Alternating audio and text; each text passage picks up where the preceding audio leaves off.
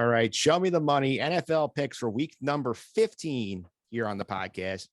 I know last week I said Alex Osano was going to come on, but scheduling issues happened. We couldn't make it work out, unfortunately. We'll try and get him back later in the year. But luckily, we did get a very quality pinch hitter here. Our resident Jacksonville Jaguars fan, Sam Derosa, is here. Sam, how are you? Well, great with an asterisk attached to the great. Yeah. And it's also fortunate time we got you on here because of the big breaking news of the week that Urban Meyer has been fired by the Jaguars after 13 weeks into a 5-year contract. And this was just insanity what's happening down there. Yeah, I mean, honestly, for anybody who's not a fan of the Jaguars or doesn't really pay attention, this is like probably the most Jacksonville Jaguars thing to happen.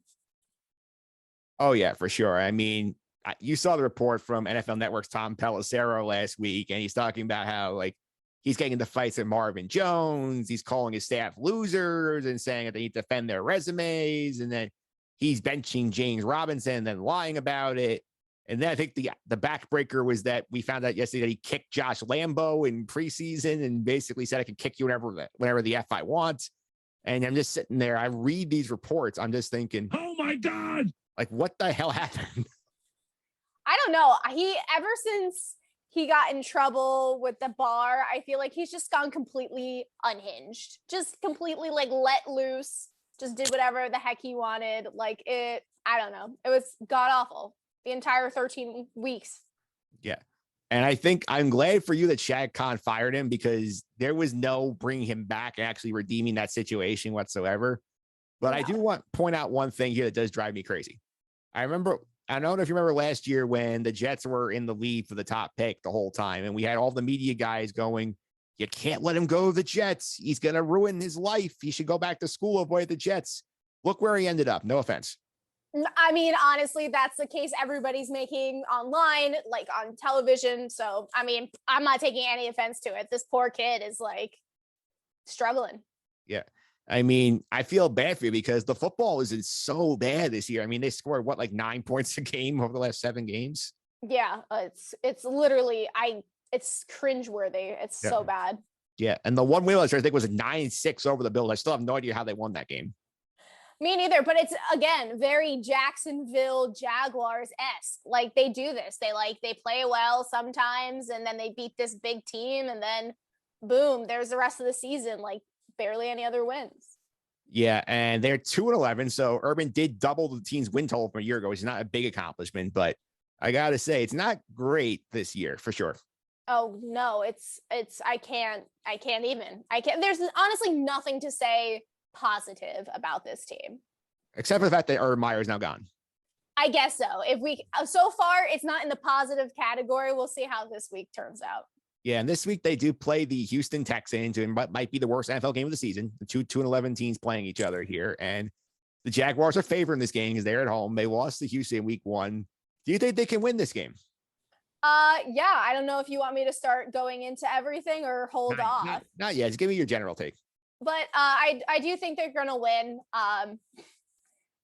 I'll get into more of it later, but I think that because of all these changes, and I think it's going to be a locker room mood switch, and it's going to light a fire under some people's butts. So, yeah, I know we were on day recording. They were having a press conference with the interim coach, Darrell Bevel, and they asked us about the running back, James Robinson. It was probably their best offensive player, and Urban Meyer hated him for some reason. And he came out and said basically like, he's our feature back, and we're going to act like it. And then I think everybody was just so excited. All his fantasy football owners were sitting there just, going, they were all in on this. Yeah. I didn't get a chance to listen to the whole thing, but the takeaways on Twitter seem to say that the whole locker room is all behind the coach now. And I don't know. I'm hoping that, everybody can rally around it. Yeah, for sure. Let's get to the picks. The reason why you're here right now. Our good friend Martino Puccio was here last week. He went 2-1 on the week. He won with the Broncos laying 9.5 against the Lions. They won that game running away. He won with the Buccaneers laying 3 at home against the Bills. They won that game in overtime. He had the Steelers getting 3 on Thursday Night Football. That game was wild. He almost got it pulled out at the end, but he lost. So 2-1 for Martino. Oh, that's better than what I think my picks are going to be, but I picked them and I am going to stand by them. Well, he did better than me last week. I went just 1-2. I had Washington +4. I thought I was going to get that when they were charging back as the Cowboys, but they couldn't finish the comeback off. I did win with the Packers, laying the 12.5 against the Bears. That one, Aaron Rodgers does still own them. That helps. And I did lose Monday night with the Cardinals, laying the 2.5 against the Rams. So 1-2 on the week. Yeah, it might be better than my 0-3. So Well, we'll see here. On the year, team challengers are 17, 24-1. So there's still one tie in there. I'm 21-21. I can never seem to get more than like a game or two above 500 this year. I've been hanging out there. Hey, maybe the rest of the season it will turn around for you. Yeah, for sure. And let's go ahead. Let's get to the NFL picks now. You are the guest, so you can go first. Where are you going with pick number 1? All right, pick number 1. I'm going to do Steelers +1.5 over the Titans. Tennessee, I know they played the Jaguars, last game and with a shutout of 20-0, but I think that they're not going to be able to pull through. They played an easy team, let's be honest, and that Jacksonville turned the ball over 4 times and they can only score 20 points. So I don't think so. And for Pittsburgh, I think they absolutely need this win after Minnesota. Roethlisberger had a good game last week. He threw for 3 touchdowns, and I don't think he needs to do more than that to win against Tennessee. Yeah, I like that pick. It's a good start for you for pick number 1. Where are you going with pick number 2? Pick number 2, I got the Chicago Bears +3.5 over the Minnesota Vikings. I know this is a weird one. I know there's a lot of structural changes going on with the Bears. So, I think that a lot is at stake for the head coach, the, GM, everything. So I think that they're going to be igniting the fire and getting everybody all pumped up for the game so they can take away from Minnesota, who has only a 36% chance to win.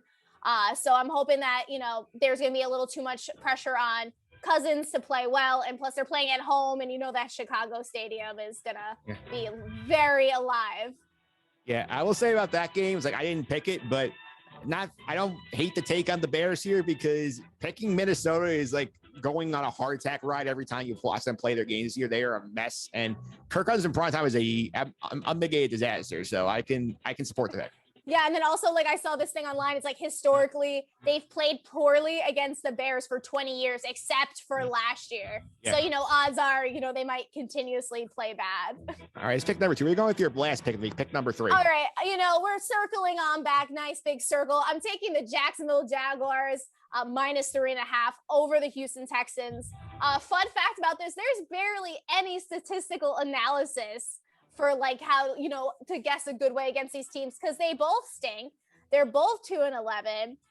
The only thing of substance I could truly find was, which I thought was more funny than actual evidence, is Mills has 8 interceptions where Lawrence has 14. But the only reason why Mills has 8 interceptions is because he only played 9 games. So it's kind of who's going to throw it to who? And it's going to be one of those kinds of games. So, but, again, Jacksonville Jaguars, I think Bevel will have a good influence on them this week, and that they're going to have this one last, and I mean it, one last win for this season. I mean, I hope I'm wrong. I hope I eat my words for the next 4 weeks, but boom, those are my takes. All right. So I kind of like that pick with the Jags. This is now the Meyer situation. Happy's gone. There might be some fresh air there. The team might respond. I think that's a good decision. That was a little tricky, but I do like the pick. Oh, thank you. All right. I'm up. You're on the board. I'm up now. Pick number 1. We're going to make it a family play. I'm going to join you taking the Steelers, getting the 1.5 against the Tennessee Titans. This is one of my favorite plays of the week, because Tennessee, you mentioned, they played your team last week. They struggled. They only won 20-0. It's the fact the Jags gave them 4 turnovers. And Pittsburgh is in a spot here. They need to win this football game. They are playing at home. They are home underdogs, usually play well in those spots. And Tennessee, I don't know if they have enough back yet to take on the Steelers here. The Steelers defense is very good. I'm getting points at home. I think they can win the game outright and stay in the North. I'm going to take the Steelers, make this family play. Yeah, I honestly think if the defense stays true and well, that they'll definitely win. All right, let's pick number 1. Pick number 2, I'm going to Sunday Night Football. I'm going to take the Bucs laying 10.5 against the Saints at home. And I watched the Saints closely last night play my team. They could not throw the ball. Taysom Hill cannot throw. He has a broken finger. He's playing through it. They ran the ball down the Jets' throats and won that game. You can't do that against Tampa. Tampa's one of the best run Ds in the league. Tampa's playing for the division here. They could win the NFC South on Sunday night. I think this is a spot here. They're going to put a big number up. They have motivation because they lost the Saints earlier this year. This is going to be a blowout. I'm going to take the points, lay the points to the Buccaneers, pick 2. That's a great one. I totally agree with that, especially because I know Tom Brady's out for blood, so he's ready to clinch. All right, that's pick number 2. Pick number 3. This is a desperation spot here. I'm going to take the Bills laying 10.5 at home against the Panthers, and I think Carolina is in trouble. They have no quarterback to speak of right now. Christian McCaffrey's done for the year. Buffalo showed me something when they came back against Tampa. They were down a lot. They almost won the game in overtime, ended up losing here. I think they come out here and they steamroll the Panthers. This is a spot they have to get a win. They're barely in the wild card spot right now. 10.5 is a big number. I think they're going to win big, though. I think this is a bad spot for the Panthers. Buffalo at home, laying a 10.5 last pick. Man, that's a big one, but, I say more power to you, Mike. Yeah. All right, so to reset the picks here, Sam's gone with the Steelers plus 1.5 at home against the Titans, the Bears plus 3.5 on Monday night against the Minnesota Vikings, and her Jaguars laying 3.5 against the Houston Texans. I made a family play with the Steelers plus 1.5. I also laid the big wood here, Bucks minus 10.5 against the New Orleans Saints, and the Buffalo Bills laying 10.5 at home against the Carolina Panthers. Those are your picks for week number 15 on the podcast. Coming up next week, I'm going to bring in the great Joe Dalvizio, the host of the Sharp Cheddar podcast. His Packers are playing on Christmas Day. That's going to be a fun game to watch. Yeah. They are playing the COVID-addled Cleveland Browns next week. So hopefully by then the Browns will have some of their players back for that game. Yeah, or they're going to be having like the water boy playing. Yeah. That's such a mess, but I'll get to that in a minute in the 2-minute drill. Sam, thanks for all the time. I really appreciate it. Thanks for having me. Before I let you go, I'll follow on social media. I want to keep up what you're up to. You can follow me on Twitter at SDEROS5 or on TikTok at Salmon Sports. All right, Sam. Thanks for all the time. I really appreciate it. Thanks. Bye.